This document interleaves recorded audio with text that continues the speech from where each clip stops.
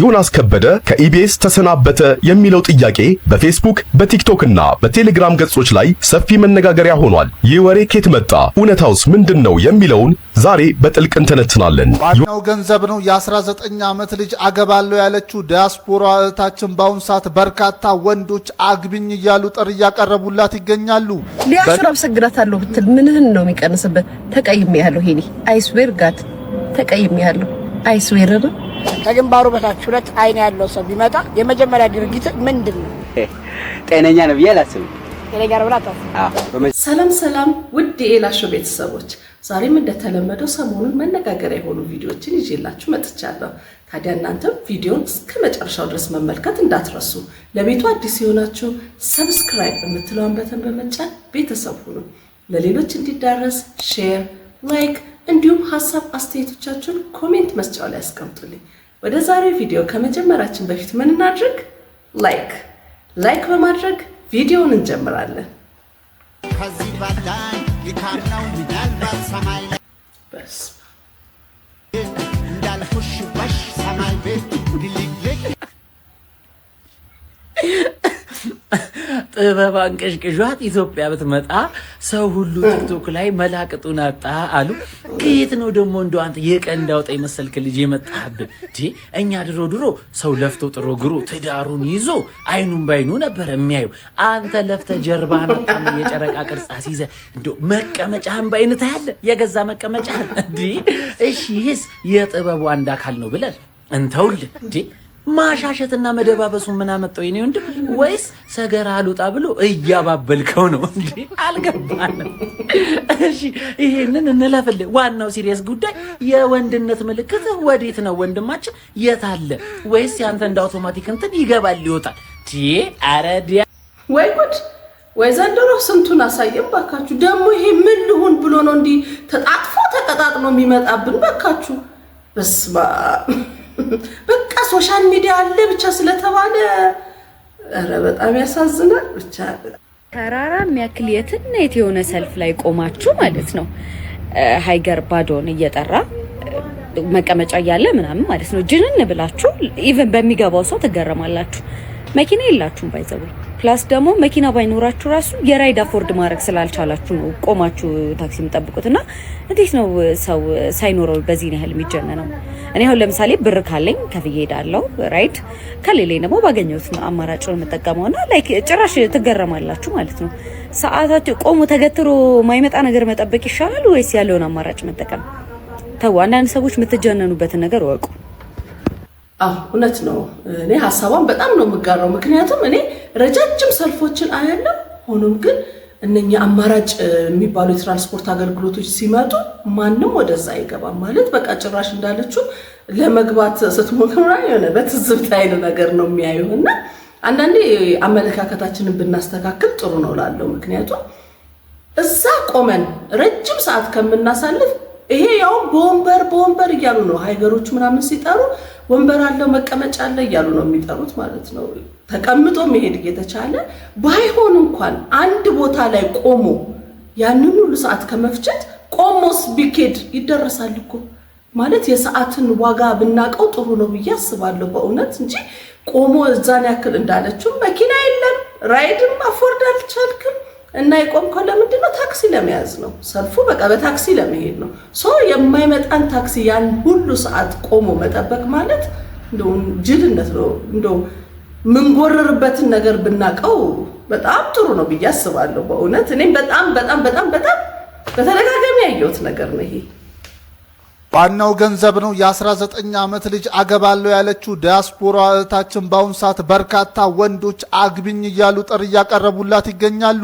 በነ ሮዛ ሰርግ ደስተኛ የሆነችውና በአሁኑ ሰዓትም በውጭ ሀገር የምትገኘው እህታችን ከ5 ወር በኋላ ኢትዮጵያ መጥቼ የ19 ዓመት ልጅ ነው ማገባው ብላ በመናገረው በአሁኑ ሰዓትም እንግዲህ በርካታ ወንዶች እኔን አግቢ እያሉ ጥሪ እያቀረቡላት ይገኛል። የነ ሮዛ ሰርግ ከታየ በኋላ በቃ እንደ ትሬንድ ነው ይሄ ነገር የተያዘውና ፍቅር እድሜ አይገድበውም የሚለውን ተረት ወዴት ደረጃ እየወሰደው እንደሆነ ባላቅም አሁን ግን በማስታወቂያም ሆኗል ማለት ነው። እንግዲህ ልመጣ ነው ወቁልኝ ተዘጋጁ እየተባለ ነው። እንግዲህ ሴቶችዬ ይሄንን እስኪ እንዴት ታዩታላችሁ? አካችሁ ኮሜንት ላይ አጋሩ።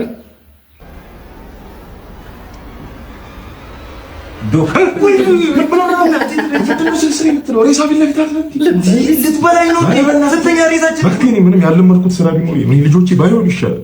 ሁሌ ከቡዝ ጋር መታገል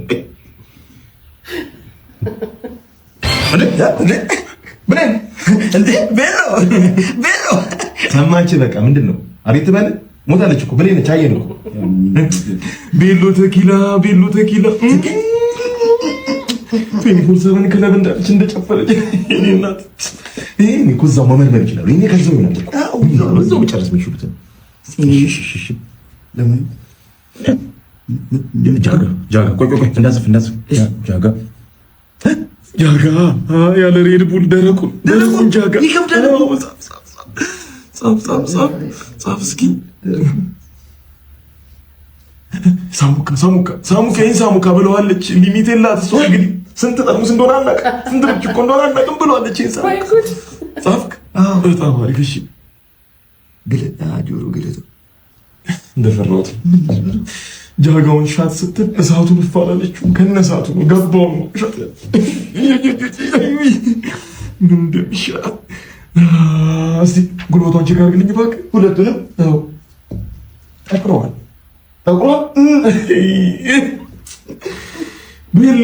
ቤሎ ተኪላ እኔክሽኔካ ሰበርሰካ በስተመጨረሻ ማፈሩ ልትነካ ምን አለ ብትረጋጋ። እስቲ ጫማዋስ ምንድን ነው? በቃ አገኘሁ ደርሼበታለሁ። የምትመጡ የሆነ ደረጃ ላይ ተወርክ እያደረገች ነበር። ወረደች ደረጃዋ ጠቅ ሰው ሰላም ልትል ነው። ወለም ማለት ልክ ወለም ሲላት ያገኛት የባህሩ ጠርዝ ነው አንገቷ። ማን ጊዜ ያጠፋል እሷ ለመርመር የምርመራውን ውጤት የሟች ቤተሰብ እየጠበቀ ነው። እሺ መጣ ጨርሰናል። ክለብ ዘጋች። በቃ ቤሎ ተኪላ ይኔና ኩላሊቷ ምን ኩላሊቷ ታበታለች። እንዲህ አይነት መርማሪ ያሳጣን ነው የሚባለው።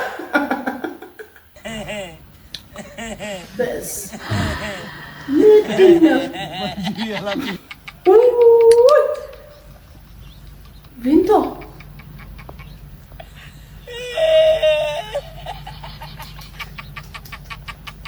ታምራቱ እንደቀጠለ ነው። እሺ ታይፎይድና ታይፈስ ከአሜባና ጃርዲያ ጋር የቤተሰብ ትውውቅ እያረጋችሁ ነው። ሁለት ቄንጠኛ ጊንጥ የመሰላችሁ ሰዎች ምን አይነት በሽታ ደግሞ ልታመጡብን ነው? የድጡን ከማጡ እናንተ በዚህ አይነት ገንፈል ያለ ኮብልስቶን አትምሩ። ያልገባን ነገር የቅዘን ውድድር አለባችሁ? ከታይፎይድና ታይፈስ ጋር ነክሮጥ እየተጫወታችሁ ነው ወይስ አመታዊ የአተት ቀን ሲከበር ትርኢት ልታቀርቡ ነው? ሁለት የተጨማደደ ፌስታል የመሰላችሁ የልባችሁን ይሙላላችሁና ቀሪው አመት የሩጫና የፉጨት ይሆንላችሁ። አረዲ ዛሬ ሚዜዎቼን ሚዜ ሁኑኝ ብዬ በክብር በፍቅር የምጠይቅበት ቀን ነው። አንቺ ምን አለብሽ በደህና ጊዜ አብደሻል። እኛስ በደህና ጊዜ አግብተናል። ሚዜዎቻችን በቃ ሚዜ ነሽ እሺ ምናምን ብለን ነግረን ጨርሰን ይብላኝ። አሁን ለምታገቡ ይኸው ዙሩን እያከረሩባችሁ ነው።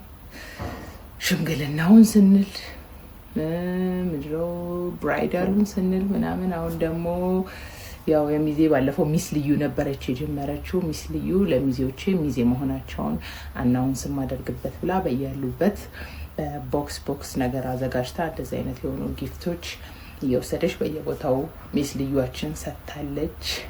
ከዛ በመቀጠል አሁን ደግሞ ናንሲ ሁልጊዜም ያው እንግዲህ ኮምፒቲሽኑ ከፍ እያለም አይደለም ሄደው ናንሲ ደግሞ በተሻለ መንገድ ቦርቀቅ አደረገችውና ቤቷ እራት አዘጋጅታ ምናምን ሰለብሬት አድርገውታል እያለ ቀጣይ ደግሞ እንግዲህ የሚዜ አናውንስመንት በሆቴል ደረጃ ምናምን በዲጄ ደረጃ ምናምን እንደሚሆን እንጠብቃለን።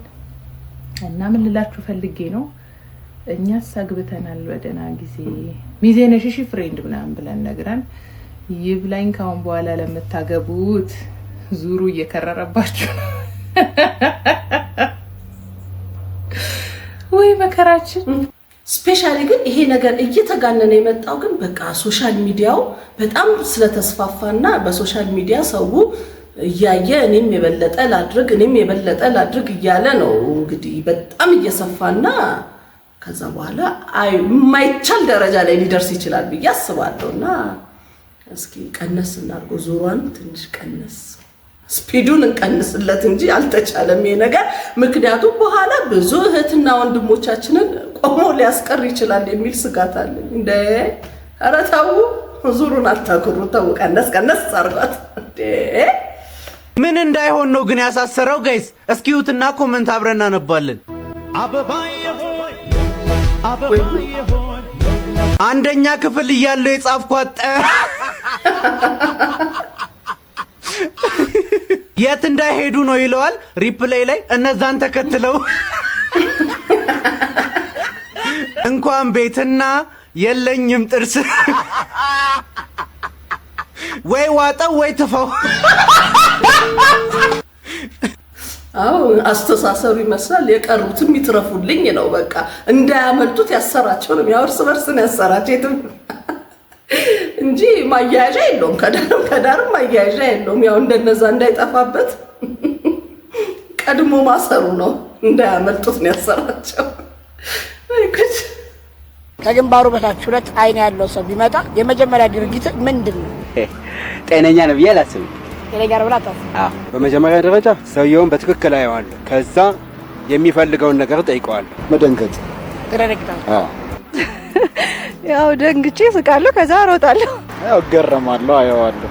ትገረማለህ? አዎ። ሳናስበው ስንጠየቅ ግራ መጋባት አይነት ነገር ነው እንጂ ምን ሆነዋል? ምንም ያስደነግጥ ነገር እኮ የለውም። ምክንያቱም የሁላችንም አይን ያለው ከግንባራችን ስር ነው። በቃ ትንሽ ማስተዋል ነው። ቆም ብለን ብናስተውል እኮ እንደ ሌላ ፍጡርማ አይደለም። እሑድን በኢቢኤስ ላይ እንተዋወቃለን የሚለውን ፕሮግራም ማን ነው የሚያቀርበው? ሰይፉ። አንድ ሰው የዞን ምስል ብናሸክመው ምን ይሆናል? እስማ ምን መሸከም አይችልም። ዞን እኮ ትልቅ ግዙፍ ሰው ግዙፍ ስለሆነ መሸከም አይችልም። እንዴ ይከብዳል፣ በጣም ይከብዳል። አዎ በጣም አይችለውም። እንዴ በጣም ከባድ ነው እኮ ይከብዳል። አዎ አየርና ውሃ ምን አይነት ቀለም አላቸው? የራሳቸው ከለር። ውሃ ከለር አለ። አየር ግን ከለር የለም። የአይን ፍቅር ምናችንን ነው የሚይዘው?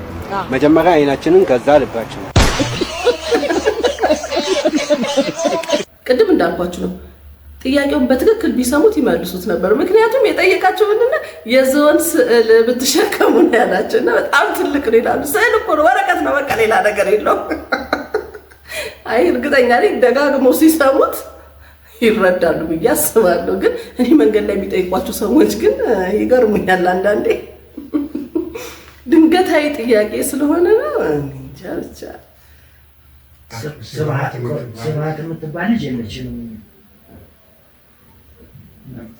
ስብሐት የምትባል ልጅ የለችም።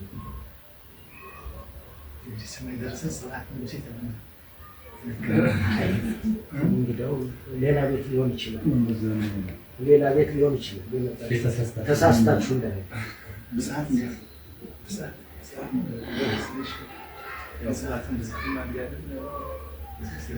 አይ ማጠጋጋት የለም። እኛ ልጃችን ስም አላት። ትክክለኛ ስሙን ልጠራ ይገባል። ስሙን እንትን ካላለ ደግሞ እኛ እንዴት እንትን እናድርግ? ብፅዓት ነው።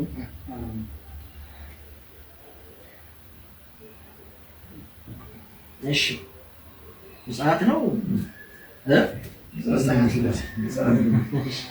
እና ለማን አላችሁ?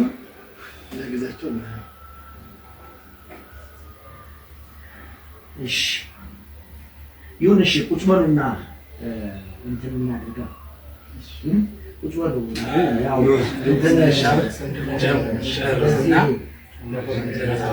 ምንም ጥፋቱም ቢኖርም ኳሱንም እንጥራ፣ ችግር የለውም። ሰዓት ካሳለፍን እንዳይሉ አባታችን ካሳለፍን እንዳይሉ 4 ሰዓት ነው ቀጠሯችን። አሁን 5 ተኩል ሰዓት ይዘዋል አይደል? አሁን ታውስ ግዴለም ኳሱን ተተናን ወደ እንትኑ ገባል። ካሳለፍን ካሉ ወደ እንትናችን እንዳንገባ ብዬ ነው። አይ ቅር እንደላችሁ ብዬ ነው። አይ ሰዓት አልፏል። ካሳለፍን ሳይሆን አሳልፋችኋል። 1 ሰዓት ተኩል ነው ያሳለፋችሁ። 4 ሰዓት ቀጠሯል አይደል? ቀጠሮ 4 ሰዓት አይደል የተባለው? 4 ሰዓት ነው። ታቱ ሄዲ ነው የቀጣለው።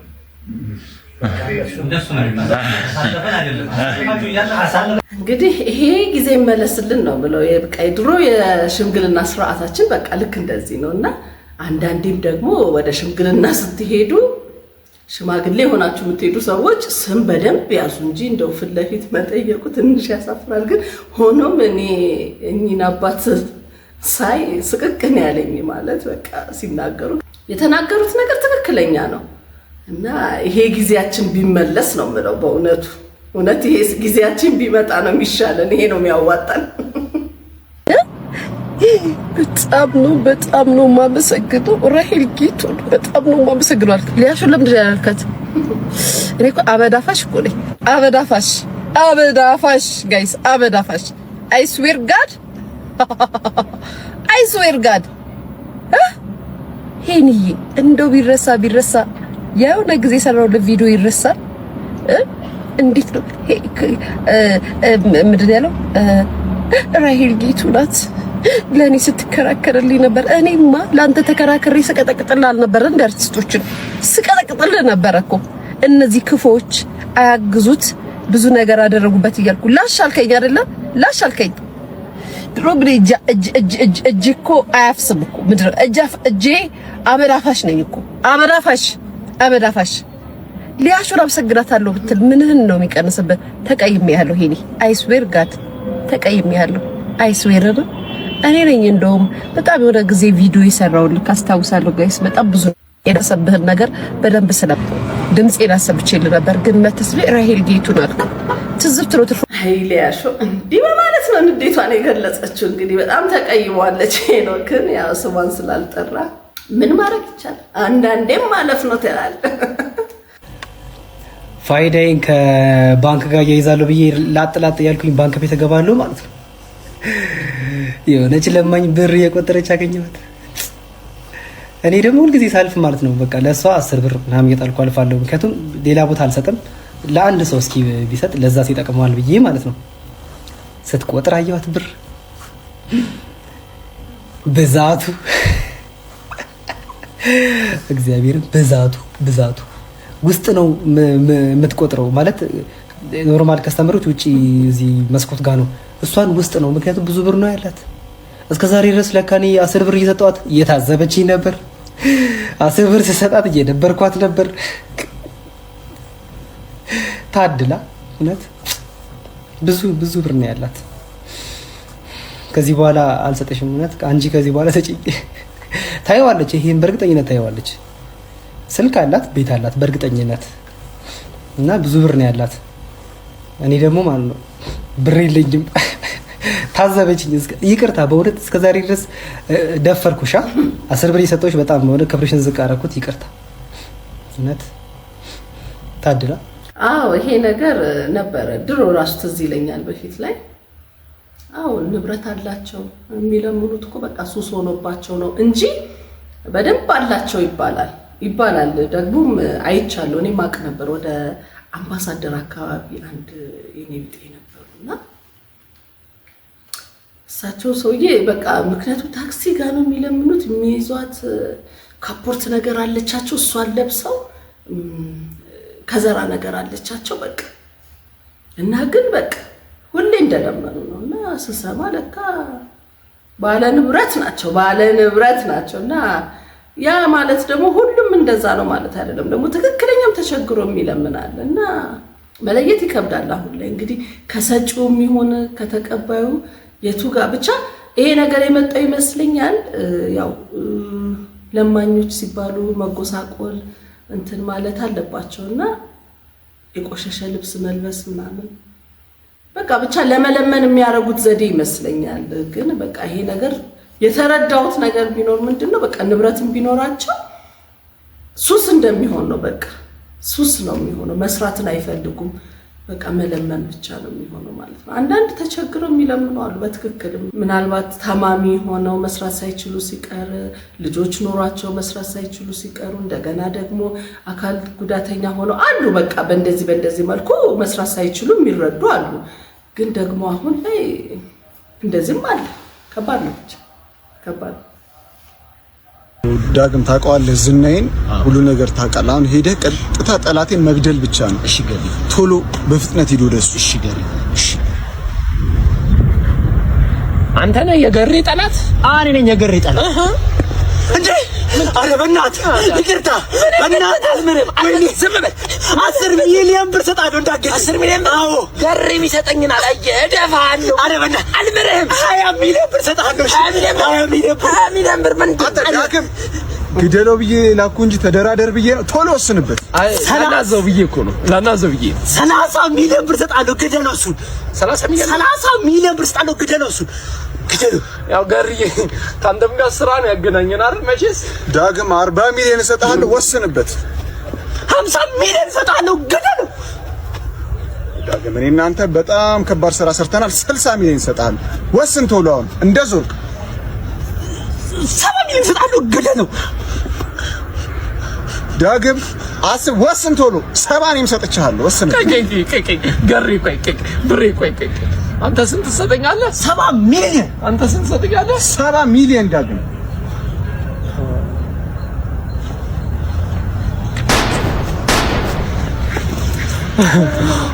ታዲያ እኔ አሁን 140 ሚሊዮን የለኝም ነው አይታ ገሬ ብሬ ኧረ ብሬ ወይኔ አትለፍለት የተባልክ ሰው እንደውም ደግሞ ላጠፋ ብዬ መኖርም ያጓጓኛል ወይ ድሃ እንደው አለማወቅ ደጉ አለ በቃ ያለማወቅ ጥግ ማለት ይሄ ነው እሱ ቤት እኮ ካልኩሌት አድርጎ ጨርሷል ጭንቅላት መቀለጃ ሲሆን ማለት ነው እዚህ ጋር በነገራችን ላይ ሰው ሁሉ የዘራውን ቢያጭድ የዘራውን ነገ እንደሚያጭደው ቢያውቅ ኖሮ ሁሉም በፍቅር በመዋደድ እንሆን ነበር አባቶች ሲዘሩ አይተናላ ይዘራሉ በሆነ ወቅት ደግሞ ይታጨዳል ባለስልጣንን የምትሉ ዕውቀት አለን ለምትሉ ባለጠጋንን ለምትሉ ሰፈር ላይ ዳሃ ያስለቀስን ጓዳ ላይ ሰራተኛ ያስለቀስን በአደባባይ ቸርች ስለሰራን ያ የጓዳውን እግዚአብሔር የረሳው እንዳይመስልን የጓዳውን ነው የሚያስቀድመው የሰፈሩን ነው የሚያስቀድመው ቸርች ትላልቅ ቸርች አስራ ስለሰጠን እግዚአብሔር በዛ የሚሸወድ እንዳይመስልን እግዚአብሔር የሚሸወድ አምላክ አይደለም እግዚአብሔር ድሃ አይደለም ባለጠጋ ነው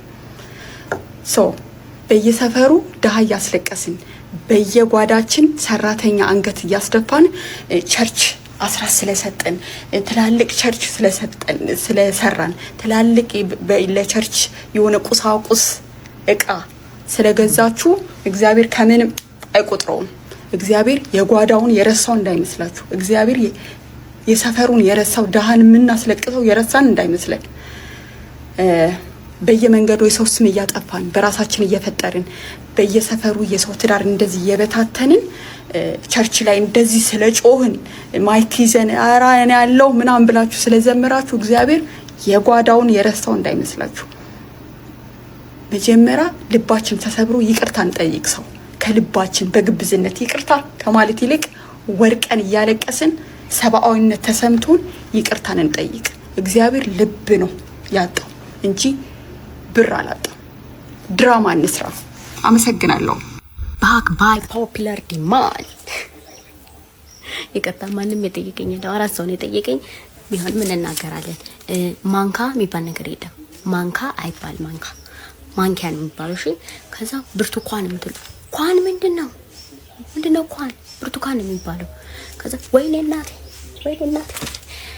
አሳምቡሳ የምትሉ ሰዎች አላችሁ ምን ሆናችሁ ነው ምንድነው አሳ በሌለበት ለምንድነው ስሙ የሚጠራው ሳምቡሳ ውስጥ እኮ ምንም አይነት አሳ የለም ያለው ነገር ቢኖር ምስርና ሩዝ ነው እና ቂጣ አሳን ተውት ለብቻው አሳምቡሳ አይባልም እና ሌላ ማብራት የምትሉ ሰዎች አላችሁ ካም ኦን ናው ምንድነው መብራት ነው ማብራት ከሆነ መብራቱን ማብራት ቴንክ ዩ መብራት ነው የሚባለው እሺ ከዛ ሹኪያ ሪሊ ሹካ ነው የሚባለው ያለምን መጣ ሹካ ነው የሚባለው ከዛ ደግሞ ይሄንን ምን ስታረጉ እንደፈጠራችሁ ታላቅም ኩቺና የምትሉ ሰዎች አላችሁ ምንድነው ኩቺና ወይ ኩሽና በሉ ወይ ኪችን በሉ ለምንድነው ኩቺና የምንለው ቴንክ ዩ አንዳንድ ጊዜ እኮ አሉ በተለምዶ የምንጠራቸው አይነት አጠራሮች አሉ እንጂ እኮ አማርኛውን በሙሉ እናስተካክለው ከተባለ ነው ትንሽ እንኳን ከቀናት ይጀምራል ማለት ነው። አሁን ለምሳሌ እኔ ብዙ ጊዜ የሚገርመኝ ስለሆነ ማለት ነው ሮብን እኛ ሮብ ነው የምንለው ግን ረቡዕ ነው የሚባለው እና ይቺ ነገር አሉ ብቻ እንደዚህ ብለን ከያዝነው በተለምዶ የምንጠራቸው አጠራሮች ስላሉ ነው እንጂ አማርኛንማ እንደዚህ ብለን ከተነተናት ከባድ ነው። ትክክለኛውን የሚያወራው በጣም ውስን ነው በጣም